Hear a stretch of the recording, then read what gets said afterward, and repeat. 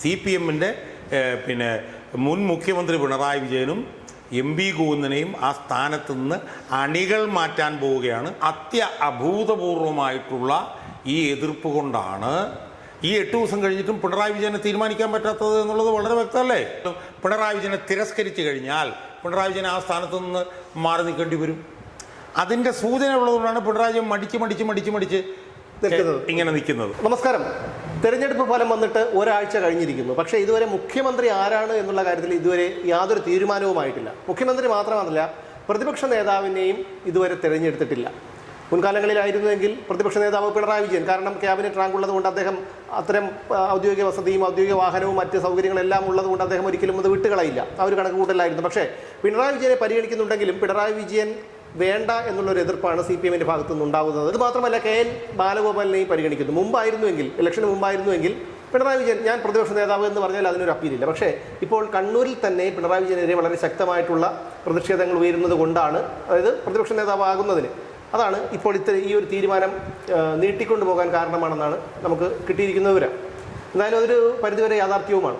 നമ്മളെല്ലാവരും ഈ മുഖ്യമന്ത്രി ആരാണെന്ന് തീരുമാനിക്കപ്പെടുന്നില്ല എന്നുള്ളതിൻ്റെ പുറകിലാണുള്ളത്. സ്വാഭാവികമാണ്. കാരണം മുഖ്യമന്ത്രിയാണ് ഏറ്റവും പ്രധാനപ്പെട്ട ഒരു പൊസിഷൻ. 4-ാം തീയതി തെരഞ്ഞെടുപ്പ് കഴിഞ്ഞിട്ട് 8 ദിവസം കഴിഞ്ഞിട്ടും ഇതുവരെ കഴിഞ്ഞിട്ടില്ല. അതിൻ്റെ എതിർപ്പുകളൊക്കെ നാട്ടിലുണ്ട്. ഇപ്പോൾ മുസ്ലിം ലീഗിൻ്റെ തന്നെ മലപ്പുറം ജില്ലാ സെക്രട്ടറി പറഞ്ഞത് പിന്നെ മുസ്ലിം ലീഗിൻ്റെ MLA-മാർക്ക് പോലും പുറത്തിറങ്ങി അടി കിട്ടുന്ന പോലത്തെ സ്ഥിതിയാണ്. അവർക്ക് ആരും മുഖ്യമന്ത്രിയാവണമെന്നല്ല, 8 ദിവസമായിട്ടും മുഖ്യമന്ത്രി കിട്ടിയിട്ടില്ല. അതെ, ഇന്നലെ ലീഗ് നേതാവ് പറഞ്ഞിട്ടില്ലേ, കല്യാണ വീട്ടിൽ പോലും പോകാൻ പറ്റില്ല, ആൾക്കാർ ചോദിച്ച് നാണം കെടുത്തുന്നു. അപ്പം അതവിടെ നടക്കുന്നുണ്ട്. അത് നടക്കുന്നതിൽ തെറ്റുമില്ല. പക്ഷെ മറുഭാഗത്ത് 8 ദിവസം കഴിഞ്ഞിട്ടും പ്രതിപക്ഷ നേതാവ് ആരാണെന്ന് ഇതുവരെ തീരുമാനിക്കപ്പെട്ടിട്ടില്ല. അപ്പോൾ പ്രതിപക്ഷ നേതാവ് ആരാണെന്ന് തീരുമാനിക്കപ്പെട്ടില്ല എന്ന് പറയുമ്പോൾ പ്രതിപക്ഷ നേതാവിനെ തീരുമാനിക്കാത്തത് പ്രതിപക്ഷ നേതൃസ്ഥാനത്തിന് വേണ്ടി എന്തെങ്കിലും തർക്കമുണ്ട് എന്നുള്ളത് കൊണ്ടല്ല. ഇപ്പം കോൺഗ്രസിന് മുഖ്യമന്ത്രി തീരുമാനിക്കാത്ത പറഞ്ഞാൽ 3 പേർ തർക്കത്തിലുണ്ട്, അതുകൊണ്ടാണ് തീരുമാനിക്കാത്തത്. പക്ഷേ CPM-നെ സംബന്ധിച്ചിടത്തോളം CPM-നാണ് 29 MLA-മാരുള്ളത്. ആ MLA-മാരിൽ വെച്ച് ഏറ്റവും സീനിയർ ആയിട്ടുള്ള ആൾ പിണറായി വിജയനാണ്. സ്വാഭാവികമായും പിണറായി വിജയനെ തീരുമാനിക്കുന്നതിൽ ഒരു തടസ്സം ഉണ്ടാവേണ്ട കാര്യമില്ല. അതെ, കാരണം സാറിന് തോറ്റു കഴിയുമ്പം പിണറായി വിജയൻ അങ്ങനെയാണല്ലോ. കാരണം വെച്ചാൽ ഇതിനു മുമ്പ് ഇപ്പം 2001 LDF തെരഞ്ഞെടുപ്പിൽ മത്സരിച്ചു, LDF തെരഞ്ഞെടുപ്പിൽ തോറ്റു. VS അച്യുതാനന്ദൻ പ്രതിപക്ഷ നേതാവ് സ്വാഭാവിക ചോയ്സായിരുന്നു. ഇപ്പോൾ 2006 UDF തോറ്റു, പിന്നെ ഉമ്മൻചാണ്ടി എന്നുള്ളത് ഒരു ചോയ്സായിരുന്നു. അതെ, അല്ല 2006 പിന്നെ ഉമ്മൻചാണ്ടി എന്നുള്ളത് പ്രതിപക്ഷ എന്നുള്ളത് ഒരു ചോയ്സാണ്. അപ്പോൾ ആ നിലയിൽ നോക്കുമ്പോൾ സ്വാഭാവികമായും തെരഞ്ഞെടുപ്പിന് നേതൃത്വം നൽകിയത് പിണറായി വിജയനാകുമ്പോൾ സ്വാഭാവികമായും തെരഞ്ഞെടുപ്പിൽ തോക്കുമ്പോൾ പിണറായി വിജയൻ പ്രതിപക്ഷ നേതാവാകുക എന്നുള്ളത് അതൊരു സ്വാഭാവിക നടപടിക്രമം മാത്രമാണ്. പ്രത്യേകിച്ച് CPM-നെ സംബന്ധിച്ചിടത്തോളം CPM ഇതുപോലുള്ള തീരുമാനങ്ങളൊന്നും എടുക്കാനായിട്ടൊട്ടും താമസിക്കുന്ന ഒരു പാർട്ടിയല്ല. 4-ാം തീയതി പിന്നെ തെരഞ്ഞെടുപ്പ് കഴിഞ്ഞെങ്കിൽ 5, 6, 7 ഒക്കെ ആകുമ്പോഴത്തേക്കും പ്രതിപക്ഷ നേതാവിനെ പ്രഖ്യാപിക്കേണ്ടതാണ്. അങ്ങനെയാണ് നമ്മൾ ഇതുവരെ കണ്ടിട്ടുള്ളത്. പക്ഷേ ഇവിടെ 8 ദിവസമായിട്ടും പ്രതിപക്ഷ നേതാവ് സംബന്ധിച്ച് തീരുമാനം ഉണ്ടായിട്ടില്ല. സംസ്ഥാന കമ്മിറ്റി പ്രതിപക്ഷ നേതാവായി പിണറായി വിജയനെ തീരുമാനിച്ചു എന്നൊക്കെ പറഞ്ഞിട്ടൊക്കെയുള്ള സ്ഥിരീകരിക്കാത്ത വാർത്തകളുണ്ടായിരുന്നു.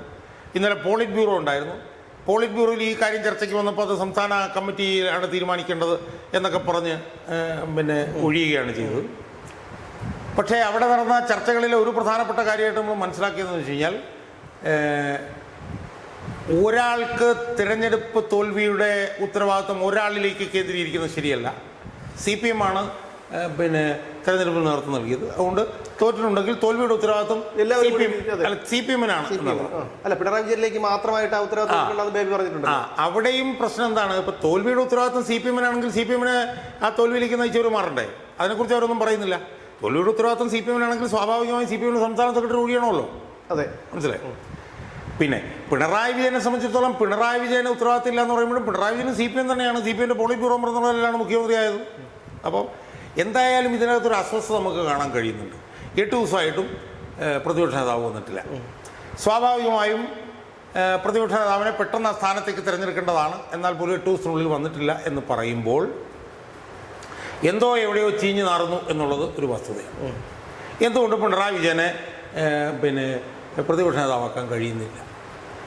അപ്പോൾ കഴിയാത്ത എന്തോ ഒരു ഇൻഹിബിറ്റീവായിട്ടുള്ള എന്തോ ഒരു സംഭവം അതിനകത്ത് പ്രതിപ്രവർത്തനം നടത്തുന്നു എന്ന് നമുക്ക് കാണാം.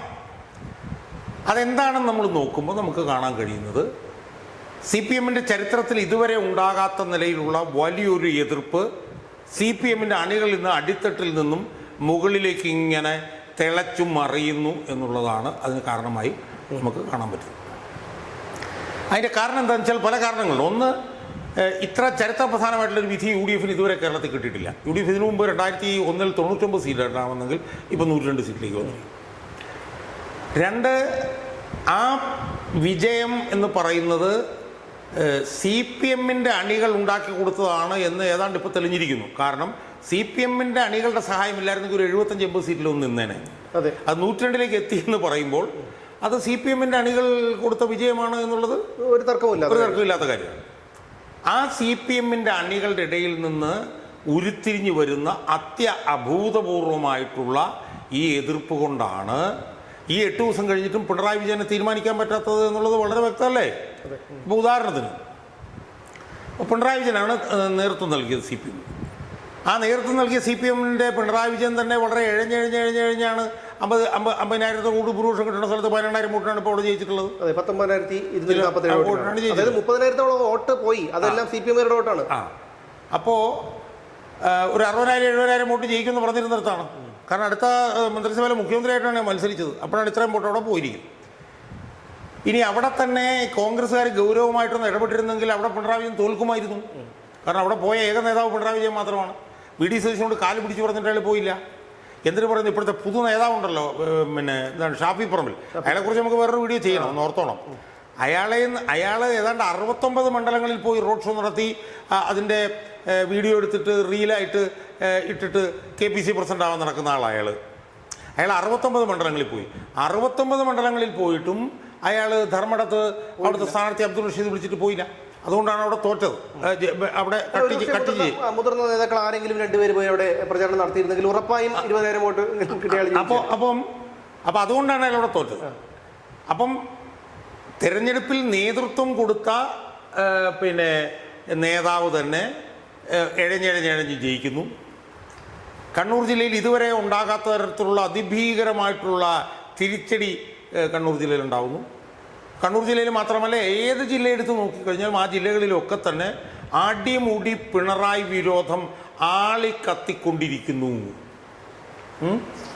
ഇപ്പം പയ്യന്നൂർ തന്നെ നമ്മൾ കണ്ടില്ലേ, പയ്യന്നൂർ അവിടെ പൊളിച്ചു കളഞ്ഞ മതിൽ രണ്ടാമത് നിർമ്മിച്ചു കൊടുത്തു. തകർത്ത മുഴുവൻ ഞങ്ങൾ പുനർനിർമ്മിക്കുകയാണെന്ന് കുഞ്ഞികൃഷ്ണൻ പറഞ്ഞു. കത്തിച്ച സ്കൂട്ടർ പുതിയ വാങ്ങിച്ചു കൊടുത്തു. അപ്പോൾ അവിടെയൊക്കെ തന്നെ അണികളുടെ അതിഭീകരമായിട്ടുള്ള എതിർപ്പ് ഉയർന്നുകൊണ്ടിരിക്കുകയാണ്. ഈ എതിർപ്പിൻ്റെ മുന്നിൽ പിണറായി വിജയന് നെഞ്ചി വിളിച്ച് നിൽക്കാൻ കഴിയുന്നില്ല.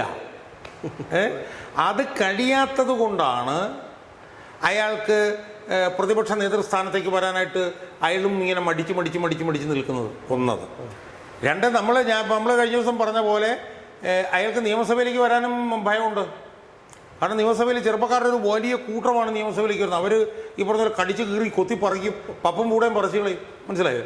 അപ്പോൾ അതുകൊണ്ട് അയാൾക്ക് നിയമസഭയിലേക്ക് വരാനും അയാൾക്ക് മടിയുണ്ട്. അപ്പോൾ അയാളിപ്പം ഒരു ചെകുത്താനും കടലിനും ഇടയ്ക്കാണ്.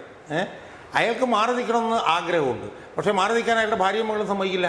കാരണം അവർ പഞ്ചനക്ഷത്ര സൗകര്യങ്ങളിൽ 10 വർഷം ജീവിച്ചവരാണ്. അവർക്കപ്പം മനസ്സിലായില്ലേ? അപ്പം അയാൾ ചെകുത്താനും കടലിനും ഇടയ്ക്കാണ്.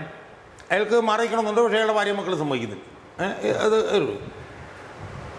ഇനി നമ്മൾ കാണേണ്ട വേറൊരു കാര്യം എന്താ, അയാൾ ഇപ്പോൾ പ്രതിപക്ഷ നേതാവായി തിരഞ്ഞെടുക്കപ്പെടാതിരിക്കാം. അതിനിടയിൽ അയാൾ 3 ലക്ഷം രൂപ വാടകയ്ക്ക് ഒരു വീടെടുത്തിരിക്കുന്നു. മാസം 3 ലക്ഷം രൂപ. അല്ല, അത് മിക്കവാറും ബിനാമി പേരിൽ വാങ്ങിച്ചിട്ടതായില്ല. അതൊരു പ്രധാനപ്പെട്ട മുതലാളിയുടെ വീടാണ്. 5 ബെഡ്റൂമും സ്വിമ്മിംഗ് പൂളും ഉള്ള വീടാണെന്നാണ് പറയുന്നത്. 6 വാഹനങ്ങൾ പാർക്ക് ചെയ്യാം. അല്ല, ഇത് ഉണ്ടാക്കി വെച്ചിട്ടുണ്ടല്ലോ. അപ്പം അയാൾ ഇതൊന്നും വിടാൻ അയാൾ ഇപ്പോഴും തയ്യാറല്ല. ആഡംബരം വിട്ടൊഴിയാൻ ഒരിക്കലും ചിന്തിക്കാൻ പറ്റാത്ത കാര്യം. പക്ഷെ ഒരു കാര്യം ഞാൻ പറയാം, CPM-നകത്ത് ഇതുവരെ നടക്കാത്ത കാര്യങ്ങളാണ് ഇപ്പം നടന്നുകൊണ്ടിരിക്കുന്നത്. ഇതുവരെ നടക്കാത്ത കാര്യങ്ങൾ CPM-ൽ ഇനിയും നടക്കും എന്നുള്ളത് ഉറപ്പാണ്. കാരണം CPM വിമതരായിട്ടുള്ള 3 MLA-മാർ ഇപ്പോൾ ജയിച്ചു വന്നിരിക്കുകയാണ്. ആ ആദ്യത്തെ സംഭവമാണ്.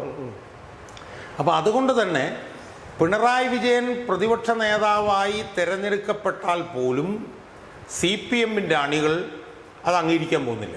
കാരണം CPM-ൻ്റെ അണികൾ ഇപ്പം പിണറായിക്കെതിരായിട്ടാണ് വിധി അവരെഴുതിയത്. അതെ, പിണറായിക്കെതിരായിട്ട് വിധി എഴുതിയിട്ടുണ്ടെങ്കിൽ ആ പിണറായി വിജയൻ പാർട്ടി സെക്രട്ടറി പിന്നെ പ്രതിപക്ഷ നേതാവായി വരുന്നു എന്ന് പറയുമ്പോൾ തങ്ങളുടെ വിധി റദ്ദാക്കപ്പെട്ടു എന്നാണ് CPM-ൻ്റെ അണികൾ ചെയ്യാൻ പോകുന്നത്.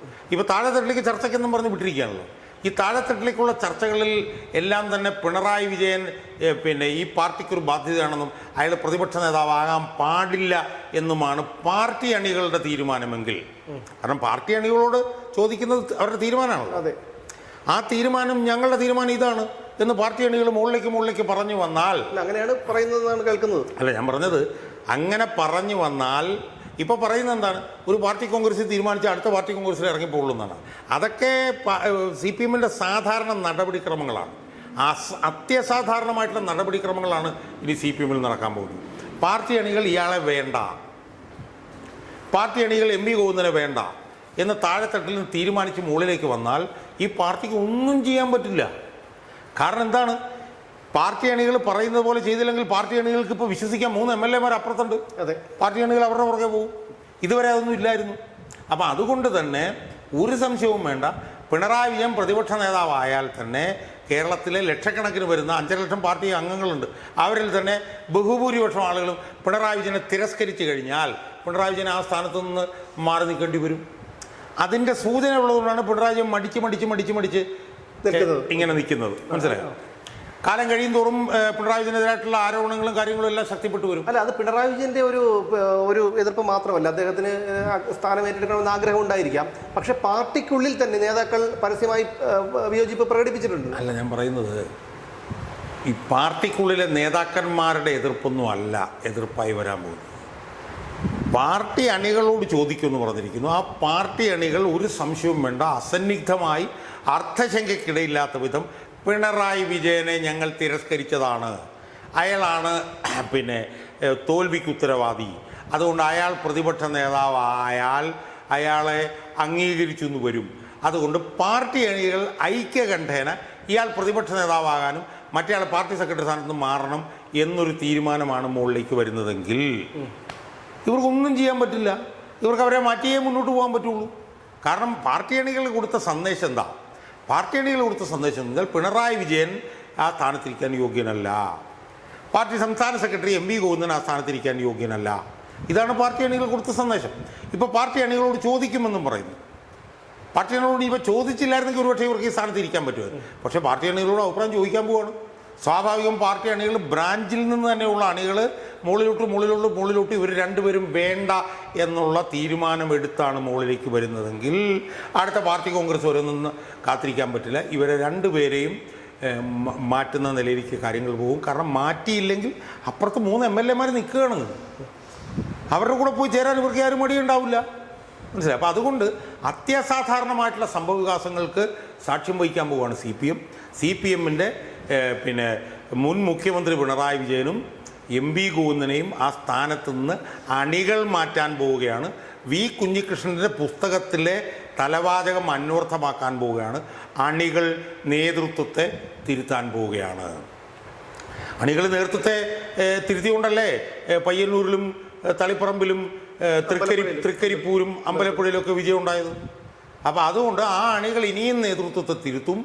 ആ തിരുത്തലെന്ന് പറയുന്നത് പിണറായി വിജയനും MP ഗോവിന്ദനും അവരിരിക്കുന്ന സ്ഥാനങ്ങളിൽ നിന്നും മാറണം എന്ന് അസർട്ട് ചെയ്തുകൊണ്ടായിരിക്കും എന്നുള്ള കാര്യത്തിൽ ഒരു സംശയവും എന്നെ സംബന്ധിച്ചിടത്തോളം ഇല്ല. തീർച്ചയായും പിണറായി വിജയനെതിരെ ശക്തമായിട്ടുള്ള ഒരു പ്രതിഷേധമാണ് പാർട്ടിയുടെ പല തലങ്ങളിൽ നിന്നും, പ്രത്യേകിച്ച് പാർട്ടി ഗ്രാമമായ കണ്ണൂരിൽ നിന്ന് പോലും, പാർട്ടി ജില്ലയായ കണ്ണൂരിൽ നിന്ന് പോലും ഉയരുന്നത്. കണ്ണൂർ പാർട്ടിയുടെ കോട്ടയാണ് എങ്കിൽ പോലും പിണറായി വിജയനെയും ഗോവിന്ദനെയും എതിർക്കാൻ തക്ക വിധം അവിടുത്തെ സഖാക്കൾ അവർ വല്ലാതെ അസ്വസ്ഥരായിരിക്കുന്നു. ആ അസ്വസ്ഥത അവർ പ്രകടിപ്പിക്കുന്നുമുണ്ട്. എന്തായാലും മുൻകാലങ്ങളിലായിരുന്നുവെങ്കിൽ ഒരുപക്ഷെ തെരഞ്ഞെടുപ്പിന് മുമ്പായിരുന്നെങ്കിൽ പിണറായി വിജയൻ എന്ത് കൽപ്പിക്കുന്നോ അത് മാത്രമേ പാർട്ടിയിൽ നടക്കുമായിരുന്നുള്ളൂ. ഇന്ന് പിണറായി വിജയൻ്റെ വാക്കിന് പാർട്ടിയിൽ പോലും വിലയില്ലാത്ത ഒരു അവസ്ഥയാണ് വന്നിരിക്കുന്നത്. എന്തായാലും പ്രതിപക്ഷ നേതൃസ്ഥാനത്തേക്ക് പിണറായി വരാനുള്ള സാധ്യത വളരെ കുറവാണ് എന്നുള്ളതാണ് യാഥാർത്ഥ്യം.